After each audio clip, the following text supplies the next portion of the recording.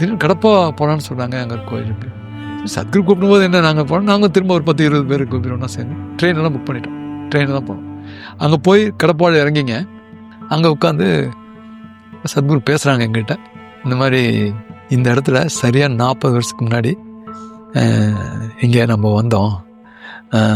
அப்போ என்னன்னாங்க, போன பிரபீட் அவர் சத்குரு சிதம்பரமாக இருக்கும்போது தியானலிங்கம் ஒர்க் பண்ணி தியானலிங்க சமூகத்தில் சப்போர்ட் இல்லாமல் அவருக்கு வந்து ரொம்ப டிசப்பாயின்மெண்ட்டு, வருத்தம்.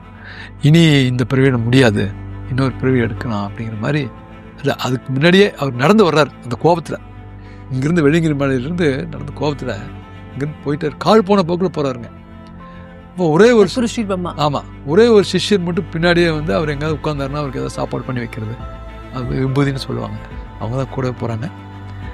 போனால் இங்கே வந்து சேர்றாங்களாம். சத்குரு சொல்கிறார், இங்கே வந்து சேர்ந்துட்டோம், இங்கே வந்தாச்சு. அவர் வந்த அந்த கோபம், அந்த ஸ்டேட், அவருடைய நினைவை பார்த்துட்டு அங்கேருந்து பிராமின்ஸ் அந்த கோயில் பூஜை பண்ணுற பூஜாரினா ஓடிட்டாங்க.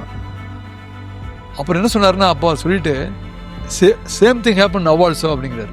அன்னைக்கு அதே நடந்துச்சுங்களாம். சத்குரு போய் உள்ளே போய் கர்ப்பகிரகத்தில் அதை ஆஃபர் பண்ணும்போது இப்போ இருந்த அதே அந்த கோயில் பூஜாரியை கோவிச்சுட்டு எப்படி சூத்திரவர் வந்து இங்கே உள்ளே வரலான்னு சொல்லிட்டு போயிட்டாங்களாம். அதே same thing happen now also அப்படின்னு சொல்கிறார். அப்புறம் இங்கேயே இருந்தோம், கொஞ்ச நாள் ஆச்சு, எல்லாம் சப்சைடாக இருக்குது அந்த கோபமெல்லாம். அப்போ ஒரு முடிவு எடுத்தோம், இனி வந்து இந்த பிறவியில் வாய்ப்பு இல்லை, we will take one more birth அப்படின்னு சொல்லிட்டு a blueprint was drawn here regarding whoever has to take whichever womb அப்படின்னு சொன்னாங்க. யார் எந்தெந்த எங்கே கரு எடுக்கணும் வரணும் அப்படின்னு சொல்லி முடிவு பண்ணிச்சு. Everything happened accordingly except Vijay's death அப்படின்னு சொன்னார்.